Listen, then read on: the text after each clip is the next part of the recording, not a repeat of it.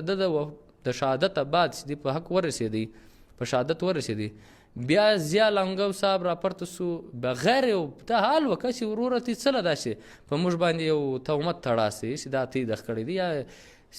جنسیانو دا کړی دی یا سا یو مای کړی دی، ته موږ ته یې واره دا د دې ثبوتونه راکوي یا داسې یو موږ سره په دې باندې واره خبره وکړي. دوی راپورته سو پریس کانفرنس یې وکړي، ډاکټر نقیب صاحب یې کښېنوي، هغه دا صفا خبر ورته وکړه چې دا یو ډېر لوی زخم دی، دا د اسانه دغه نه دی، دا د دوی سوی د ناجوړۍ نه دی، طبي نه دی، دغه نه دی، دا یو داسې زخم دی چې دا موږ نه دی لیدلی. نو په هغه پریس کانفرنس کې د دوی دغه معلوم سو چې وروره دوی خپل شی پټوي. په دا پاکستان کې که ته د شوکت صدیقي صاحب خبر راواخې، ارشد بلیک کیس راواخې، بیا د جسټس قاضي فایز اسحاق راواخې، همیشه دوی یا بلیک میله کړي دي، دمکیانې ورکوي، ویروي یا مرګونه دغه دي. په دې حال کې به نو استاد څه خیال دی چې دوی به راپورته کېږي او داسې صفا